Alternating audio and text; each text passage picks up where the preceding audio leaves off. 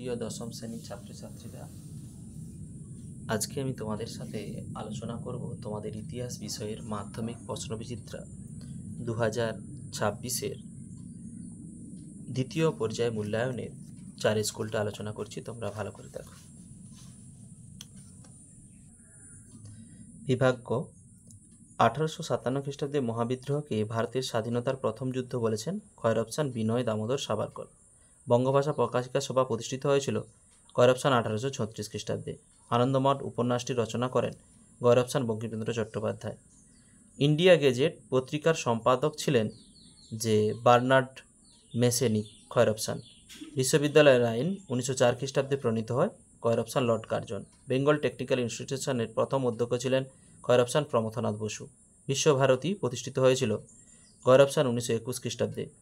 মোপলা বিদ্রোহ ঘটেছিল। খয়ের অপশান মালাবার উপকূলে। তাম্রলিপ্ত জাতীয় সরকার গড়ে উঠেছিল। খয়ের অপশান সতীশচন্দ্র সামন্তের নেতৃত্বে। ফরওয়ার্ড ব্লক প্রতিষ্ঠিত হয়। খয়ের অপশান সুভাষচন্দ্র বসুর। বিভাগ খ, স্তম্ভ মেলাও। সভা সমিতির যুগ, ডক্টর অনিল শীল।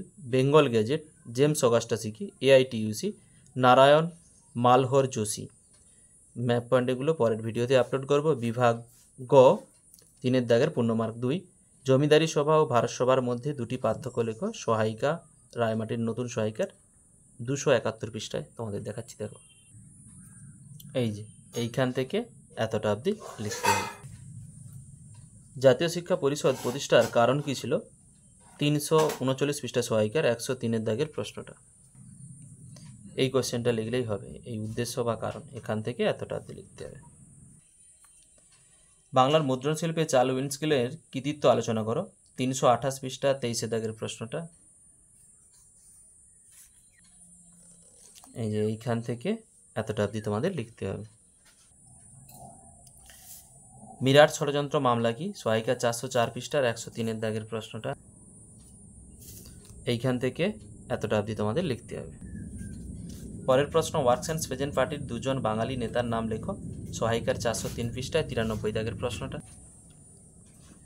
এইখান থেকে এতটা অবধি তোমাদের লিখতে হলে ভালো, না হলে যে মুজফ্ফর আহমেদ, কবি কাজী নজরুল, কুতুবুদ্দিন আহমেদ, হেমন্ত কুমার সরকার, এদের নাম। বিভাগ ঘ, বর্তমান ভারত গ্রন্থে কীভাবে দেশবাসীকে জাতীয়তাবোধ উদ্বুদ্ধ করে? 260 পৃষ্ঠায় 39 দাগের প্রশ্নটা। এই যে এইখান থেকে এতটা অবধি তোমাদের লিখতে হবে। পরের প্রশ্ন, বাংলা ছাপাখানা বিকাশে উপেন্দ্রকিশোর রায়চৌধুরীর ভূমিকা মূল্যায়ন করো। সহায়িকা 312 পৃষ্ঠায় 16 দাগের প্রশ্নটা। এই যে এইখান থেকে লিখতে হবে পুরোপুরি, এর পাশের পৃষ্ঠায় এই অবধি লিখবে। ভারত ছাড়ো আন্দোলনে শ্রমিক শ্রেণীর ভূমিকা 367 পৃষ্ঠায় 13 দাগের প্রশ্নটা। এইখান থেকে শুরু করে লিখতে হবে পুরোপুরি পরের পৃষ্ঠায়। এখান থেকে লিখে পুরো এই অবধি তোমাদের লিখতে হবে। বিভাগ ও 5 দাগের পূর্ণমার্ক 4। ভারতের জাতীয়তাবাদের বিকাশে অবনীন্দ্রনাথ ঠাকুর ও গগনেন্দ্রনাথ ঠাকুরের অবদান আলোচনা করো। 262 পৃষ্ঠায় 43 ও 45 দাগের প্রশ্নটা দেখাচ্ছি। এই যে এইখান থেকে পুরোপুরি এই অবধি লিখতে হবে, ঠিক আছে। এরপরে গগনেন্দ্রনাথ ঠাকুরের অবদানটা এইখান থেকে এই লিখে পাশের পৃষ্ঠা এইখান অবধি তোমাদের লিখতে হবে, ঠিক আছে। ছাপা বইয়ের সঙ্গে শিক্ষা বিস্তারের সম্পর্ক লেখো। 296 পৃষ্ঠার 1 দাগের প্রশ্ন।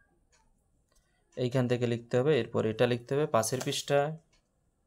এই যে এখান থেকে লিখে এই অবধি আমাদের লিখতে হবে। পরের প্রশ্ন, প্রথম বিশ্বযুদ্ধের পর ভারতের শ্রমিক শ্রেণীর আন্দোলনের গতিবৃদ্ধির কারণগুলো বিশ্লেষণ করো। 365 পৃষ্ঠায় 10 দাগের প্রশ্ন। এইখান থেকে লিখতে হবে পুরোপুরি এই অবধি, পরের পৃষ্ঠায় এইখান অবধি লিখে এই অবধি আমাদের লিখতে হবে। ভিডিওটি শেষ অবধি দেখার জন্য অতীতের ইতিহাস চ্যানেলের পক্ষ থেকে সবাইকে অসংখ্য ধন্যবাদ। ফিরে আসছি পরের ব্লগ নিয়ে।